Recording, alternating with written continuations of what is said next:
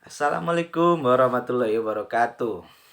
Oke, hari ini video kita mengenai yang sering terjadi yaitu penyakit ya. Jadi ini kita curhat-curhat aja ya, berbagi ilmu lah. Jadi sebelum kita lanjut ke pokok inti yang kita bahas nanti, semoga video ini bisa bermanfaat bagi pendengar yang pernah mengalami gejala penyakit ini. Ini penyakitnya sudah dialami kurang lebih 3 tahun oleh orang tua kandung saya sendiri. Jangan lupa like, kasih komentarnya juga, subscribe videonya, tonton sampai tuntas, mulai dari sekarang sampai nanti saya jelasin bahan-bahannya apa aja dan pengalaman apa saja yang saya kerjakan selama saya memberi obat kepada orang tua saya sendiri. Jadi kurang lebih 4 tahun yang lewat, orang tua saya mengalami gejala penyakit gula, yaitu gula basah ya. Gula basah awal mulanya dia kena stroke ringan, jadi separuh badan ini mati, jadi nggak bisa digerakkan, kaku total. Jadi alhamdulillah sudah melakukan terapi di daerah sini ya, sudah coba beberapa pengobatan juga. Dengan izin Allah subhanahu wa ta'ala, penyakit yang dideritanya itu alhamdulillah sehat sampai saat ini. Setelah beberapa bulan kemudian kambuhlah gulanya. Jadi awal mulanya itu kambuh gula itu karena orang tua yang kelahiran tahun-tahun 80-an kan hanya sepele sama penyakit, kurang memahaminya kan. Jadi orang tua saya termakan iklan di TV awalnya. Iklannya itu kalian pernah mungkin melihat sandal ini, sandal duri yang bentol-bentol dibuat tuh ya, yang dijual-jual di pasar banyak, sandal terapi ya. Jadi orang tua saya makailah sandal terapi. Awalnya dia nggak tahu bahwasanya dia itu penyakit gula. Nah, itu dia coba beberapa kali make. Dia ngadu sama anaknya, saya ya. Dia ngomong, enak loh pakai sandal ini nak, badanku ringan, enak, semuanya seger, dia bilang ya. Jadi kurang lebih 4-6 kali tahap dia pemakaian sandal tersebut, sudah mulai ada gumpalan kaki atau melepuh, dia berair. Jadi letak melepuhnya itu pas di kaki sebelah kanan di tapaknya, berarti kurang lebih di sini ya, di dekat telunjuk kaki 1, 2, 3, berarti 4 jari kaki. Jadi awal pertama permasalahannya tuh di tapak kaki, di jempol kaki pertama itu sampai berlubang. Jadi sebelum dapat obat yang bagus, orang tua saya sudah mencoba beberapa obat yang mulai dari sarannya orang, mulai kata-kata dokter, mulai menggunakan rempah-rempah, mulai membeli obat yang sangat mahal, yang sampai satu botolnya 1.500.000 itu. Semua tuh alhamdulillah tidak ada manfaatnya. Gak ada. Percuma kalian beli. Gak ada manfaatnya. Obatnya itu hanya simpel, kawan. Simpel obatnya, nggak perlu kalian menggunakan biaya yang sangat mahal, ngabisin duit. Obatnya tuh simpel. Tadi sebelum kita bahas ke obatnya langsung, kita masih cerita dulu ya. Jadi kami sudah mencoba beberapa saran dari orang nih, suruh ke bawa ke sana. Kami coba sampai dibilang yang pihak ini 4 kali 5 kali. Udah berapa kali coba? Nggak ada.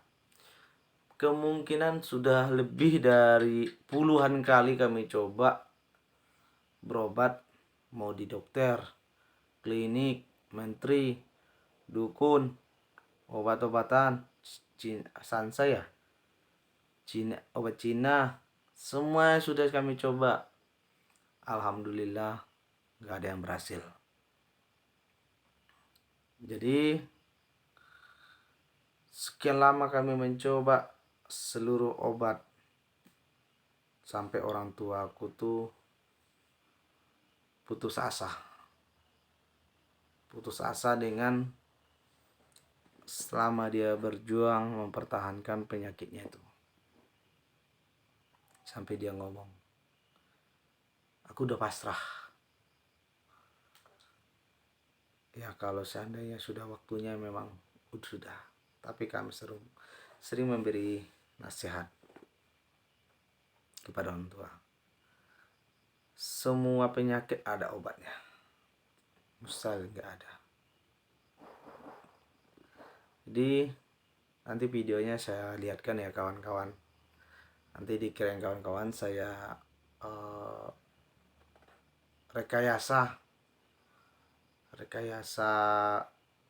cerita ini. Tapi ini nyata kawan-kawan. Ini nyata, saya sendiri yang mengalami. Obatnya itu yang penting itu yang pertama itu anak. Obat yang pertama itu adalah anak. Kenapa saya bilang anak? Anak itu adalah peran utama mengobati orang tua. Bukan dokter, bukan perawat. Anak. Apa peran seorang anak? Yang pertama, peran seorang anak tuh seperti orang tua yang mengasuh kita sewaktu kita balita, waktu masih kecil. Jadi seperti apa sewaktu zaman dahulu orang tua kita membuat kita ceria, bahagia, ya seakan-akan biarlah dia yang sakit daripada kita, dan itu kita balikkan lagi kepada diri kita. Jadi kita buat orang tua tuh seperti itu kembali, seperti bagaimana dia yang dulu kala itu membuat kita. Jadi kita balik kembali. Jadi peran saya dulu seperti itu. Jadi kami ada beberapa saudara. Yang paling kecil kan saudara saya, saudara perempuan. Jadi peran dia lah yang lebih sering memberi spot semangat, membuat ceria, ketawa. Yang penting diusahakan setiap hari orang tua kita tuh harus ketawa, wajib ketawa. Gimana caranya otaknya itu tenang, bahagia sama kita. Dan saudara kita yang lain tuh jangan pernah ada iri hati. Karena nanti kalau kita dekat, umpama kita ada beberapa saudara, orang tuh saudara yang lain akan iri hati sama kita. Pasti itu kawan. Peran kita bukan masalahnya saudara kita itu iri hati, enggak. Tujuan kita itu menyembuhkan orang tua kita. Enggak usah kalian pikirkan. Ya, makanya cemana pun dia itu tetap memang saudara kita. Tapi orang tua kita itu lebih penting. Jangan sempat nanti penyesalan itu datang, habis sudah gugur. Di sini ada beberapa pengalaman yang saya alami, terutama orang tua saya sendiri, yang kedua kawan sejati saya sendiri. Tapi ya mungkin kalau kawan saya sendiri lebih parah. Cuma ini untuk orang tua sendiri yang mengatasi yang ringan dulu. Karena kawan saya dulu pernah diamputasi, cuma dia nggak memberi izin karena dia sudah melakukannya beberapa kali. Alhamdulillah dengan izin Allah yang sudah membusuk, sudah mungkin terjauh bau yang sudah nggak sehat. Alhamdulillah dengan izin Allah orang tuanya sehat. Tapi nanti sebelum bahas ke situ kita bahas ke orang tua saya dulu ya, karena dasarnya dulu. Jadi dasarnya dulu tuh anak. Jadi itu yang pertama, perannya seorang anak. Yang kedua masih anak juga. Apa itu? Sekali apa dalam satu pekan, apa 2 pekan dalam satu kali, kalian bawalah orang tua kalian itu pergi wisata. Tapi wisatanya itu jangan kalian bawa ke mall, ke kawasan-kawasan yang rame, bukan. Kalau dibilang dokter, ini dokternya kawan saya sendiri sih, dan ada beberapa kawan-kawan juga. Kita harus memperbaiki biar jangan dia stres sarafnya. Jadi jangan suka memponis. Jadi obatnya itu kita bawa dia ke sungai yang jernih, melihat ikan-ikan yang bersih di sungai, suara beruk, monyet, burung. Jadi nanti itu akan jadi terapi. Terapinya terapi ke kepala. Sebelum ke intinya kita ya, ke inti obatnya ya, dia akan jadi terapi ke kepala dulu. Jadi nanti di situ tuh kepalanya akan jadi tenang. Itu nanti tahapnya kurang lebih 4-5 kali kita coba. Gak banyak biaya kok. Karena dari rumah saya ke kawasan itu mungkin cuma butuh modal 50.000 sudah cukup. Dengan izin Allah ya kawan-kawan ya. Kemungkinan kurang lebih ya saya ngobatin orang tua saya itu kalau nggak salah 1 juta nggak habis. Ada habis 1 juta deh? Nggak habis kawan. Nggak habis 1 juta. 500.000? Anggaran 500.000 lah. Sehat. Nggak perlu beli kapsul-kapsul yang jutaan tuh, nggak ada. Buset semua tuh. Jadi sebelum ke intinya nanti kita bahas ya. Jadi kita bahas lagi tadi pola pikir harus tenang. Orang kita tuh harus tenang, sejuk pikirannya, kita bawa ceria seakan-akan meskipun kita sebesar apapun permasalahan kita hadapi dalam rumah tangga kita, dalam pekerjaan kita, semuanya tuh kita bawa ceria kalau ketemu sama orang tua kita. Ya sebagai kita anak pasti adalah musibah yang kita hadapi, masalah yang kita hadapi, rumah tangga kita lagi, ekonomi kita lagi, perjalanan kita, semuanya banyak masalah. Oke kawan-kawan, kalau kawan-kawan sudah mulai melakukan itu terapi psikologinya, baru kita nanti masuk ke tahap selanjutnya. Tahap pertama tadi kita adalah peran kepada orang yang paling terdekat. Yang kedua masih ke diri kita melalui psikologinya. Yang tadi membuat keceriaan ya. Yang kedua psikologinya. Yang ketiga, kalian cari mantri ya. Mantri, kalau saya pakai mantri. Mantri ini sudah berpengalaman mengatasi penyakit gula basah, gula kering. Gak usah ke dokter, ke mantri aja. Karena mantri lebih besar pengalaman daripada dokter bagi saya. Karena mantri setiap hari menangani penyakit gula. Sedangkan dokter mungkin ya sana sini suka ponis, yang mungkin bagi dia duit. Mantri dia itu akan diasah dulu psikologi pasiennya. Apa curhatnya. Nanti mantri itu akan membuka cerita lah sama si pasien. Nanti kayak kita itu sanak saudara bapak apa tuh suruh menjauh. Jadi cukup orang tuh berdua dan kawan seorang pasien tersebut untuk mengawani dia.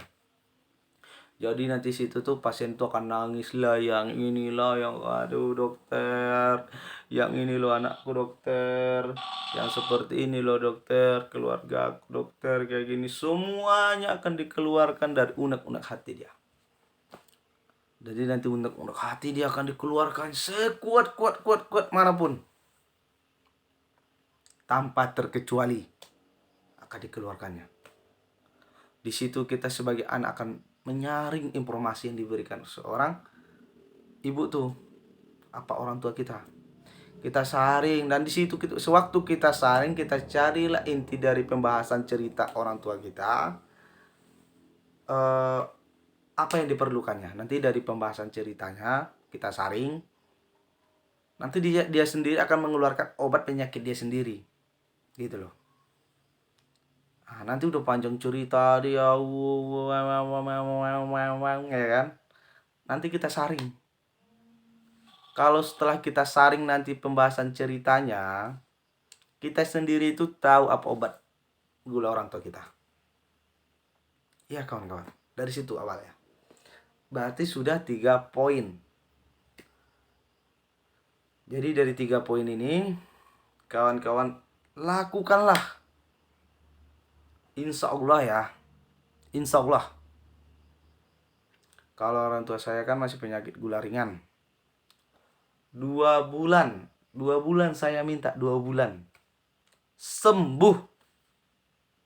Tinggal setelah sembuh nanti tinggal kita melakukan perawatan. Sembuh kawan-kawan, sembuh. Sampai tertutup menjadi kulit. Tapi semua itu butuh pengorbanan. Pengorbanannya bukan ini. Bukan duit, bukan. Jauh-jauh kalian sama duit. Bukan itu obatnya. Obatnya ini. Obatnya sama kita sendiri. Peran seorang anak, orang tua. Itu obat pertama. Bukan duit. Kalau kalian cari pun duit sebanyak-banyaknya itu mengobati orang tua penyakit gula, gak akan ada gunanya. Pak dokter aja belum bisa memberi kesembuhan kok. Penyakit gula itu memang betul gak bisa disembuhkan, tapi lukanya itu bisa kita sembuhkan kawan. Bisa. Orang tua saya sendiri 3 tahun menderita penyakit gula kawan. Alhamdulillah bisa kok. Sudah kami coba beberapa kali sampai orang tua sendiri menyerah